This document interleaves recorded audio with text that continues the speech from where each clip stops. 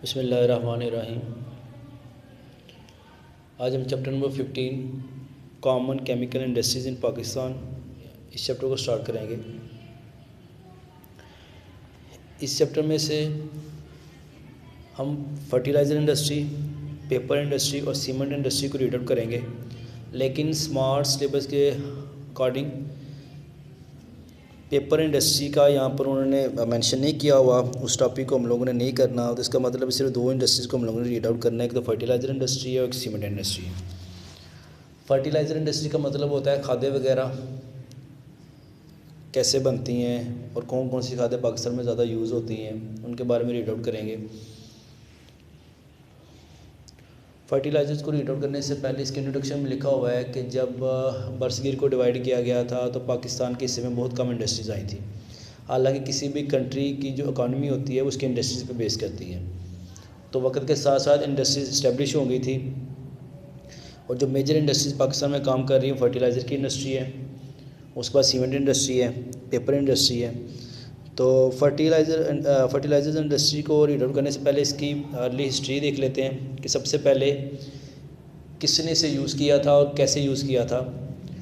सबसे पहले चाइनीज़ ने 5000 BC को एनिमल मैन्योर यूज़ किया था as a fertiliser. Animal manure का मतलब होता है कि जो एनिमल्स की फेसेस होती हैं उसके बाद यूरिन वगैरह, इसको यूज़ किया था ताकि प्लांट की ग्रोथ अच्छी हो सके, उनकी डेवलपमेंट अच्छी हो सके, यील्ड ज़्यादा मिल सके, तो इनका यूज़ किया गया था। एनिमल की वेस्ट का यूज़ किया गया था। लाइफ स्टॉक का मतलब होता है जो हम घरों में जानवर पालते हैं जैसे कि भैंसें वगैरह। उसके बाद फर्टिलाइज़र्स होते क्या हैं? फर्टिलाइज़र्स वो सब्सटेंस होते हैं जिनको हम सॉइल के अंदर ज़मीन में ऐड करते हैं। इसलिए ऐड करते हैं कि अगर आप एक ही फसल को एक ही ज़मीन के ऊपर बार बार उगा रहे हैं तो क्या होता है, कुछ मिनरल्स की कमी हो जाती है उस ज़मीन में, तो फिर हम लोग उसमें फर्टिलाइज़र्स ऐड करते हैं ताकि उन जो मिनरल्स हैं, वो जो एलिमेंट्स हैं जिनकी कमी होगी उस कमी को दोबारा पूरा किया जाए।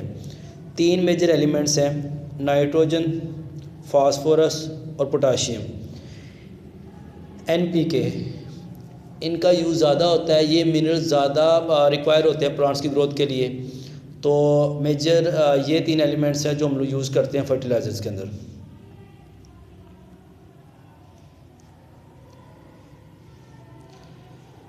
वो एलिमेंट्स जो इसेंशियल है, ज़रूरी है प्लांट ग्रोथ के लिए, उनकी बात करने लगा हूँ। अच्छा, जो प्रीवियस हमने स्लाइड पढ़ी है वो बस आपको इंट्रोडक्शन देना था, उसमें से पेपर में से कुछ नहीं आएगा। अब ये जो स्लाइड में आपको पढ़ाने लगा हूँ इसमें से शॉर्ट क्वेश्चन आएगा माइक्रोन्यूट्रिएंट्स का और मैक्रोन्यूट्रिएंट्स का, कि कौन से न्यूट्रिएंट्स कम चाहिए होते हैं प्लांट्स को, कौन से ज़्यादा चाहिए होते हैं, लेकिन चाहिए दोनों होते हैं, रिक्वायर दोनों ही होते हैं। ठीक है।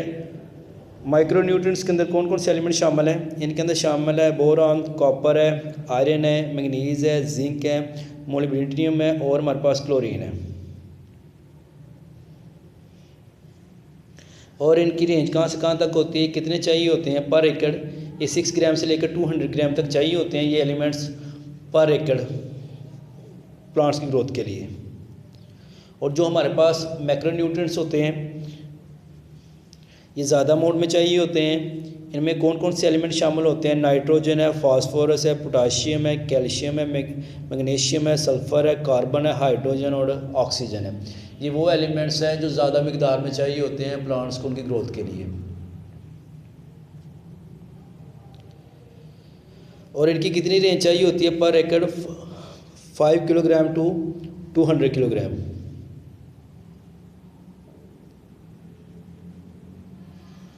उसके बाद कुछ क्वालिटीज़ बताई गई हैं अच्छे फर्टिलाइज़र्स के, अच्छे खादों की। ये भी शॉर्ट क्वेश्चन में आ जाता है, तो इसके पॉइंट्स भी आप लोगों ने याद रखने हैं। पहला पॉइंट क्या है कि जो न्यूट्रिएंट्स एलिमेंट्स पौधों को चाहिए होते हैं उनको रेडिली अवेलेबल हो। इसका क्या मतलब है कि जब आप लोग खाद वगैरह ज़मीन के अंदर डालते हैं तो उसमें से जो जो एलिमेंट्स प्लांट्स को चाहिए होते हैं, रिक्वायर होते हैं उनकी ग्रोथ के लिए, ज़्यादा यील्ड प्रोड्यूस करने के लिए, तो उनको फ़ौरन मिलने चाहिए, वो फ़ौरन उनको ऑब्जॉर्ब कर लें प्लांट्स। उसके अलावा ये जो फर्टिलाइज़र जो खाद्य आप लोग यूज़ करते हैं ये पानी में अच्छे तरीके से हल होनी चाहिए। अगर ये पानी में अच्छे तरीके से हल होगी तभी तो प्लांट्स की रूट्स उस वाटर को ऑब्जॉर्ब करेंगी। जब उस वाटर को ऑब्जॉर्ब करेंगी तो उसमें से ये वाले एलिमेंट्स क्या हो जाएंगे, उस प्लांट का हिस्सा बन जाएंगे। थर्ड वन पॉइंट हमारे पास क्या, it should not be injurious to plant, ये प्लांट्स को नुकसान ना पहुंचाए, मतलब कोई ऐसे एलिमेंट्स इन फर्टिलाइज़र के अंदर यूज़ नहीं होने चाहिए जो प्लांट को नुकसान पहुंचाएं। It should be cheap, fertiliser जो आप लोग यूज़ करेंगे सस्ते होने चाहिए। उसकी रीज़न क्या है कि अगर आप फर्टिलाइज़र को सस्ता यूज़ करेंगे तो तभी तो आपको प्रॉफिट होगा, तो फर्टिलाइज़र सस्ते होने चाहिए। नेक्स्ट हमारे पास जो पॉइंट है उसमें ये क्या, ये स्टेबल होने चाहिए और ये लॉन्गर टाइम के लिए अवेलेबल होने चाहिए प्लांट को। इसका क्या मतलब है कि ये ना हो कि ये थोड़े टाइम के लिए अवेलेबल हो प्लांट्स को।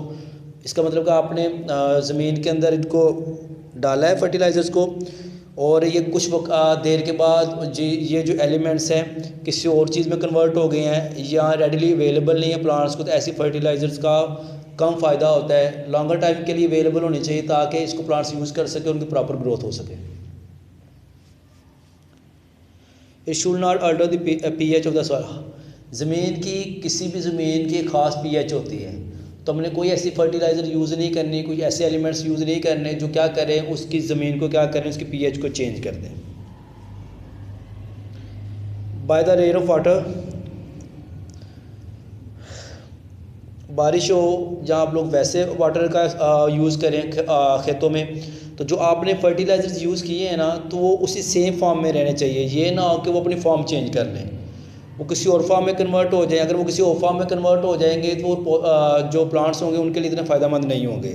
तो ये कुछ पॉइंट्स थे जो आप लोगों के थे एसेंशियल क्वालिटीज़ हैं फॉर गुड फर्टिलाइज़र। तो इसमें से आप लोगों को 4-5 अच्छे तरीके से याद कर लेनी है।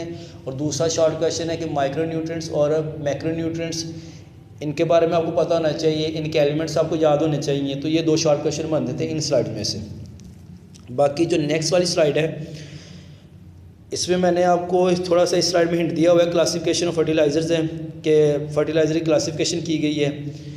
एक हमारे पास होते हैं नाइट्रोजीनियस फर्टिलाइज़र जिसमें नाइट्रोजन मेजर एलिमेंट होता है, फिर होता है फॉस्फेटिक फर्टिलाइज़र जिसमें फास्फोरस मेजर एलिमेंट होता है, और फिर होता है पोटाशियम फर्टिलाइज़र जिसमें पोटाशियम मेजर एलिमेंट होता है। तो ये जो मेजर एलिमेंट्स हैं इनका मैंने आपको बताया यूज़ ज़्यादा करते हैं प्लांट्स अपनी ग्रोथ के लिए। तो इनकी आगे जो क्लासिफिकेशन है ये कैसे बनती हैं ये फर्टिलाइज़र्स, सबसे पहले नाइट्रोजीनियस फर्टिलाइज़र्स की बात करेंगे नेक्स्ट वाले लेक्चर में, और वो बताऊँगा कि कौन कौन सी यूज़ होती है, उनका प्रोसेस क्या है। अल्लाह हाफ़िज़।